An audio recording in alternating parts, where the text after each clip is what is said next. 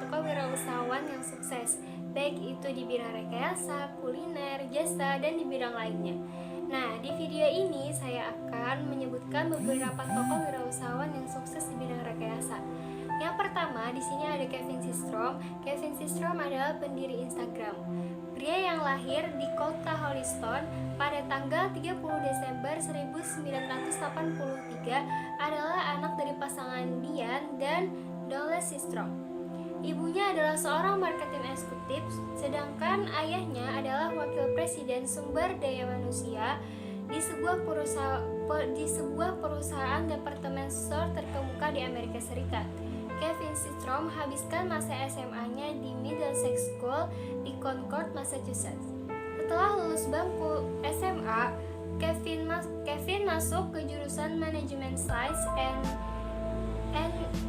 Engineering di Stanford University. Selama kuliah, Kevin Systrom sempat magang di perusahaan rintisan yang bernama Odeo. Di kemudian hari, Odeo bertransformasi menjadi Twitter, sebuah media sosial berbasis microblogging dengan pengguna yang sangat banyak. Dan tidak seperti banyak perusahaan teknologi yang tidak menyelesaikan pendidikan tinggi di Stanford, Kevin berhasil menamatkan studinya pada tahun 2006, di mana kemudian ia bergabung dengan Google selepas lulus kuliah. Setelah sebelumnya pernah bekerja di Twitter dan Google dan beberapa startup lainnya, Kevin mulai mendirikan perusahaannya sendiri, menciptakan aplikasi yang diberi nama Burn, yang merupakan cikal bakal Instagram. Pada satu titik, Kevin dan Mike berpikir Burn memiliki terlalu banyak fitur, sedangkan pengguna tidak ingin aplikasi yang terlalu rumit. Dan pada akhirnya mereka memfokuskan pada foto sharing, sehingga merubah Burn menjadi Instagram. Saat ini Instagram telah diakuisisi atau dibeli oleh Facebook dengan harga yang sangat fantastis, sehingga menjadikan pendiri Instagram menjadi kaya daya dan miliarder baru di dunia. Dan yang kedua ada Jimmy Donald Wallace. Wallace lahir di kota bernama Huntsville, tepatnya di Alabama, Amerika Serikat. Ia lahir pada tanggal 7 Agustus 1966. Wallace dibesarkan dalam keluarga yang bergaya hidup sederhana namun sangat menghargai aspek pendidikan. Ayah dari Wallace bekerja sebagai pengelola toko kelontong yang ada di kota Huntsville tersebut. Sementara itu, ibu dari Wallace menjadi tenaga pengajar bagi sekolah swasta di kota itu juga. Jimmy mulai mendirikan ensiklopedia yang dapat disunting oleh khalayak umum, namun diawasi oleh orang-orang terkemuka di bidangnya masing-masing, yaitu Nopedia.com. Dan ia mempekerjakan Larry Sanger sebagai editor-in-chief pada Maret 2000. Situs website ini dimulai dengan mengizinkan orang di seluruh dunia untuk sukarela mengirimkan artikel yang nantinya akan diedit oleh para ahli dengan waktu yang cukup lama. Ia pun menyadari bahwa model ini telah gagal, hingga akhirnya ia dan timnya menyadari bahwa menemukan kesalahan dalam sebuah artikel sangat mudah, namun menemukan informasi sangat penting. Dan ia pun memulai Wikipedia dengan harapan web tersebut akan menjadi portal di mana semakin banyak informasi akan dikumpulkan. Wikipedia telah melalui banyak uji coba teknis dan konseptual sebelum akhirnya diluncurkan pada 15 Januari 2001.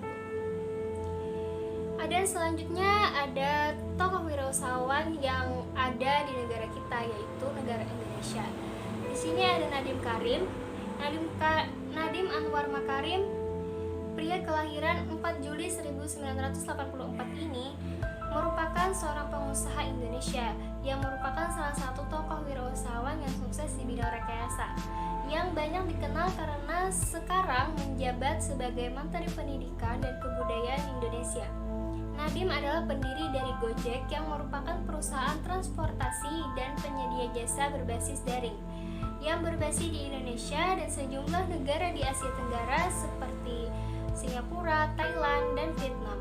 Setelah menyelesaikan pendidikan SMA di Singapura, ia mengambil jurusan Hubungan Internasional di Universitas Brown pada tahun 2002. 3 tahun setelah kelulusannya, Nadiem mengambil pasca sarjana dan memperoleh gelar Master of Business Administration di Harvard Business School.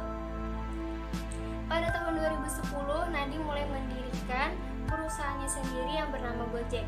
Setelah sebelumnya sempat bekerja di MC Kinsey and Company dan Zalora Indonesia, yang pada saat itu Gojek masih memiliki 15 karyawan dan 450 mitra driver. Dan sekarang Gojek telah bertransformasi menjadi aplikasi besar dan menyediakan lebih dari 20 layanan. Dari Gojek ini yang akhirnya membawa Nadiem masuk ke daftar 150 orang terkaya di Indonesia. Dan yang ketiga ada Ahmad Zaki. Ahmad Zaki adalah pendiri Bukalapak. Ahmad Zaki dikenal sebagai pendiri Bukalapak, salah satu situs marketplace terbesar di Indonesia. Ahmad Zaki lahir di Sragen, Jawa Tengah, 24 Agustus 1986. Mewarisi darah Jawa yang kental akan budayanya, Zaki mulai mengenal dunia teknologi sejak sekolah dasar. Ketika mengenyam pendidikan di SMA Negeri 1 Solo, dia mendapat kesempatan untuk mewakili sekolahnya di ajang OSN Olimpiade Sains Nasional bidang komputer dan menang hingga tingkat nasional. Pada tahun 2004, Zaki melanjutkan studinya di jurusan Teknik Informatika Institut Teknologi Bandung. Di bidang akademis, Zaki sempat mendapat IPK 400 pada tahun pertama dan lulus dengan predikat cum laude. Zaki sempat meraih beasiswa studi ke Oregon State University dari pemerintah Amerika Serikat dalam 2 bulan pada tahun 2008. Selain itu, ia juga pernah mewakili ITB dalam ajang Harvard National Model United Nations 2009. Setelah lulus dari ITB, ia mendirikan perusahaan jasa konsultasi teknologi yang diberi nama Suite Media. Sampai akhirnya Zaki memiliki keinginan untuk membuat sesuatu yang bermanfaat bagi banyak orang. Bermodal pengalaman membangun sistem IT di berbagai perusahaan, ia pun mulai mendirikan Kode Base Bukalapak yang diselesaikannya dalam 2 bulan. Dengan didirikannya Bukalapak ini, ia berharap dapat memajukan UMKM melalui internet. Bukalapak sendiri memfokuskan diri untuk menjualkan barang dagangan para UMKM yang belum begitu berkembang secara online.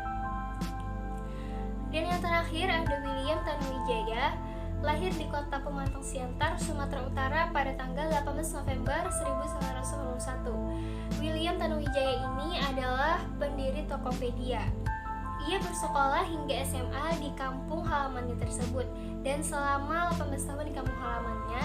Setelah lulus SMA, ia kemudian memberanikan diri untuk berangkat ke ibu kota yaitu Jakarta untuk kuliah. Ia diterima di Universitas Bina Nusantara, Jakarta. Selama kuliah, ia rajin mencari pekerjaan sampingan untuk membiayai kuliahnya. Ketika masuk semester 2 di kampusnya, ia kemudian bekerja di warnet dari jam 9 malam hingga jam 9 pagi. Setelah lulus, William bekerja di bidang pengembangan software. Terbesit olehnya untuk mendirikan perusahaan sendiri hingga di tahun 2007. Dia bersama Leontinus Alpe Edison mulai mendirikan Tokopedia, sebuah situs gratis yang dapat menghubungkan penjual dan pembeli di seluruh Indonesia. Baiklah, itulah beberapa tokoh wirausahawan yang sukses di bidang rekayasa. Sekian dari saya. Assalamualaikum warahmatullahi wabarakatuh.